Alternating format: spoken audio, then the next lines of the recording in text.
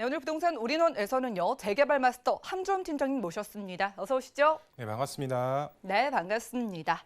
자, 드디어 얼마 전에 서울시장 보궐선거가 마무리가 됐습니다. 그래서요, 이번 오세훈 신임 서울시장의 당선으로 앞으로의 서울 부동산 시장 어떤 변화가 있을지 전망을 강의 시간에 짚어준다고 합니다. 이슈 진단 확인해 보시죠. 네, 이제 서울시장 보궐선거가 이제 얼마 전, 이제 지난주죠. 지난주에 이제 끝이 났습니다. 정말 압도적인 표 차이로 이제 박영선 후보보다 이제 그 오세훈 시장이 압도적인 표 차이로 이제 당선이 됐다고 보시면 좋을 것 같은데요. 그 결과에 따라서 이제 서울시장의 이제 공약 자체에 따라서 서울시가 큰 변화가 있을 것으로 예상이 되고 있는데요. 이제 투자자분들은 이 공약에 맞춰서 어떻게 투자 전략을 세워야 할지에 따라서 큰 수익을 보실 수가 있겠는데요. 오늘 강의를 통해서 어떤 투자 전략을 세워야 될지 강의를 통해서 알아보도록 하겠습니다.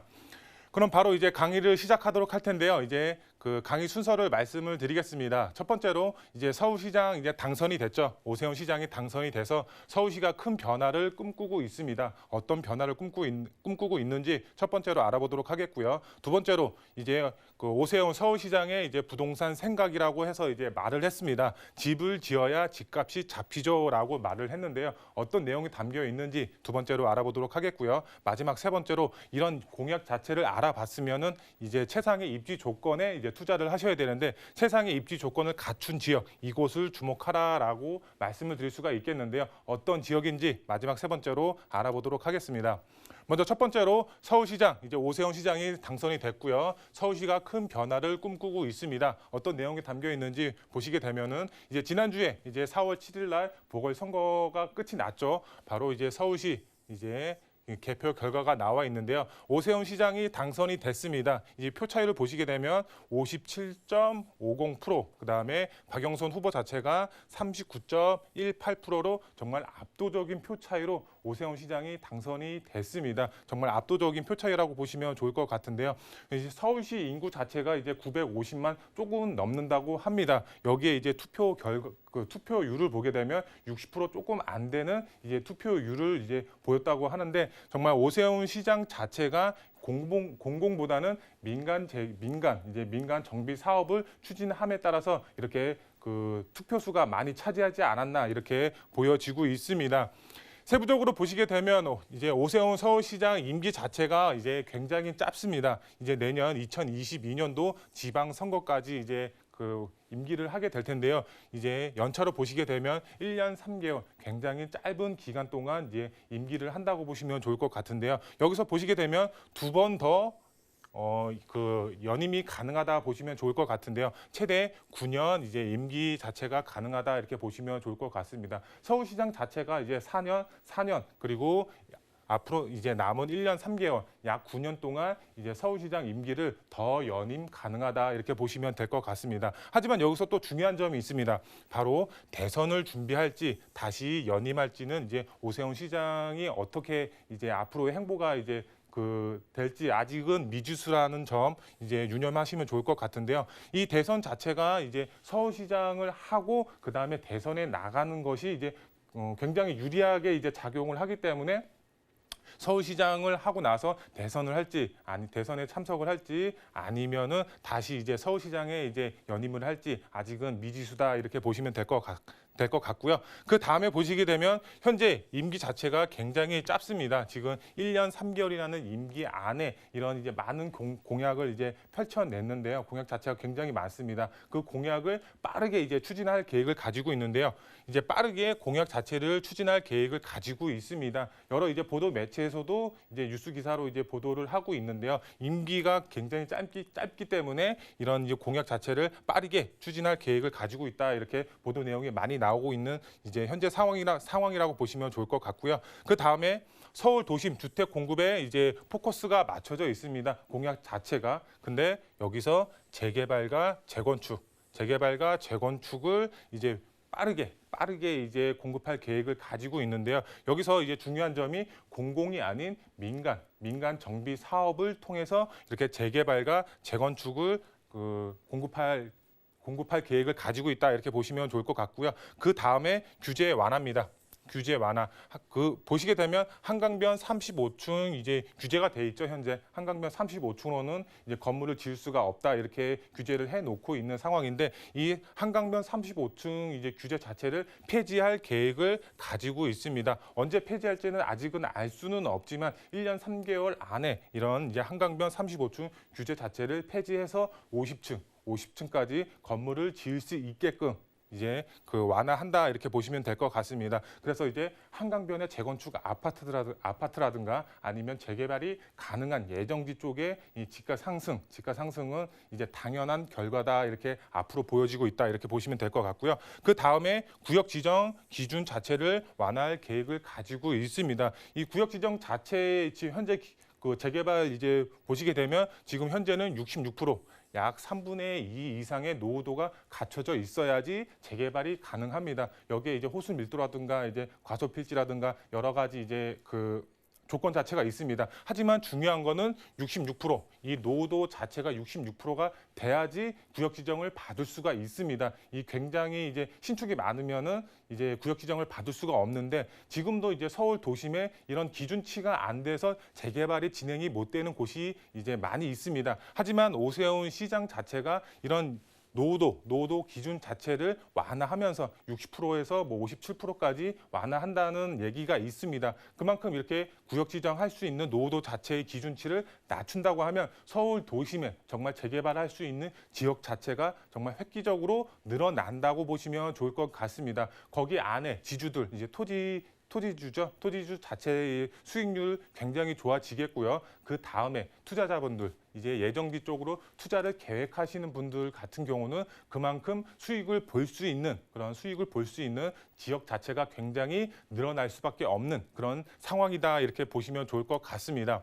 두 번째로 보시면은 오세훈 서울시장의 부동산 생각이라고 보시면 좋을 것 같은데요. 서울 도심 자체의 이제 공급 자체를 보면 굉장히 부족한 상황입니다. 정부 자체에서도 이것을 인정을 했고 이사 공급 대책이라든가 여러 공급 대책을 이제 내놓았죠. 하지만 여기서 오세훈 시장 자체로는 이제 공공이 아닌 민간 정비 사업을 통해서 서울 도심에 주택을 공급할 계획을 가지고 있고요.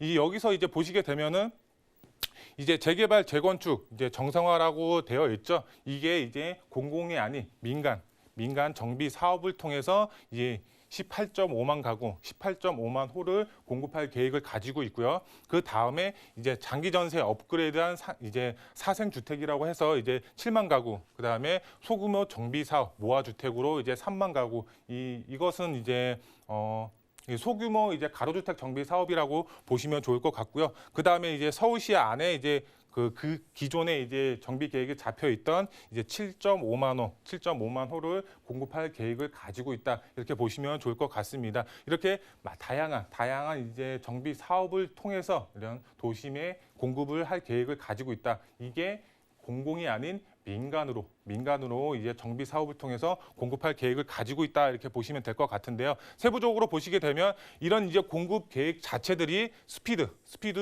이제 주택 공급 계획이다 이렇게 보시면 될 것 같고요. 공공이 아닌 민간으로 추진하는 방식이다 이렇게 보시면 될 것 같습니다. 그래서 이제 요번에 이제 앞서서 말씀을 드렸지만 공공이 아닌 민간으로 이제 정비 사업을 추진하면서 주택을 공급할 계획을 가지고 있기 때문에 이렇게 득표수가 많지 않았나 이런 제 개인적인 생각이라고 보시면 될 것 같고요. 그다음에 두 번째로 투자자 최대의 기회가 왔습니다. 바로 재개발이라고 보시면 좋을 것 같습니다. 민간 재개발이 가능한 지역에 투자의 전략을 세우신다고 하시면 정말 큰 수익을 보실 수가 있겠는데요. 왜 그러냐? 바로 구역 지정 노후도 기준 자체를 완화할 계획을 가지고 있습니다. 앞서서 말씀을 드렸죠. 66%의 노후도가 있어야지 구역 지정이 되지만 이 기준치를 낮추면서 정말 많은 지역에 이제 재개발이 될 수 있게끔 이렇게 할 계획을 가지고 있습니다. 그만큼 투자자분들이 많은 지역에 투자를 할 수 있는 기회가 왔다 이렇게 보시면 될 것 같고요. 그렇기 때문에 재개발 활성화에 따른 투자자 기회가 왔다 이렇게 보시면 될 것 같고요. 그 다음에 아파트 재건축 투자는 조금 힘든 상황이라고 보시면 될 것 같습니다. 왜 그럴까요?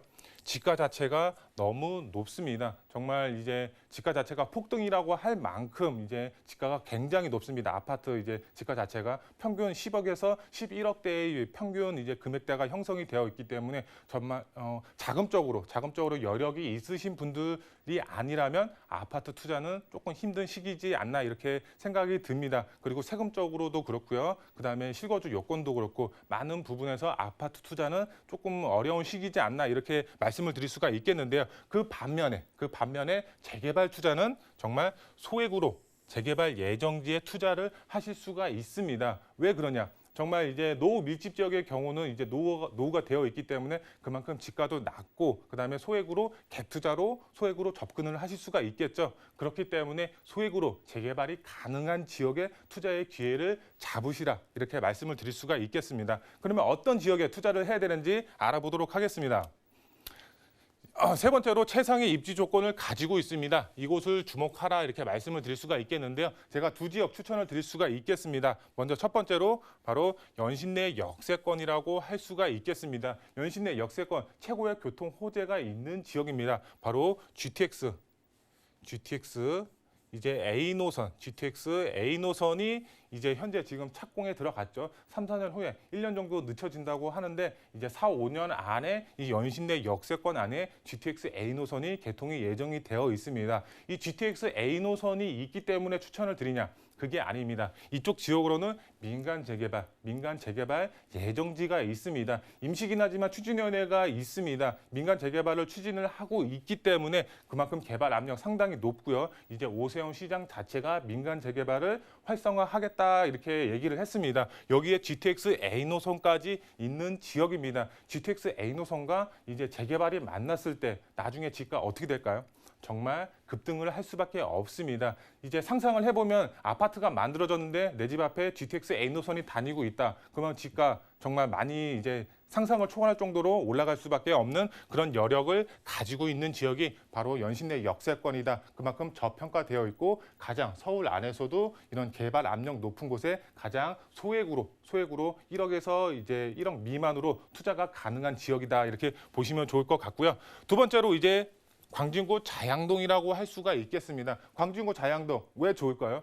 한강을 띄고 있습니다. 한강을 남향으로 바라볼 수 있는 입지적인 장점을 가지고 있습니다. 여기서 이제 중요한 점이 있습니다. 바로 오세훈 시장 자체가 이제 한강변의 35층 규제를 이제 폐지한다고 말을 했죠. 여기 바로 재개발 예정지입니다. 재개발 예정지. 광진구 자양동 한강변을 끼고 있고 35층 규제가 완화가 되면서 50층 이상으로 건물을 지을 수가 있는 지역입니다. 그만큼 이제 일부 이제 노후 밀집 지역의 경우 정말 2,000세대 이상 나오는 이제 재개발 예정지가 있습니다. 그런 지역에 투자를 하셨을 경우 정말 50층 건물의 아파트에 입주하실 수 있는 그런 투자자분들이 되실 수가 있습니다. 정말 가능한 얘기고요. 투자의 계획을 세우신다고 하시면 2021년도 정말 이제 입지가 좋은 곳에 투자의 계획을 세우신 거다. 이렇게 말씀을 드릴 수가 있겠습니다. 두 지역 다 임시긴 하지만 추진위원회가 있습니다. 민간 재개발을 추진을 하고 있습니다. 오세훈 시장 자체가 민간 재개발을 추진할 계획을 가지고 있습니다.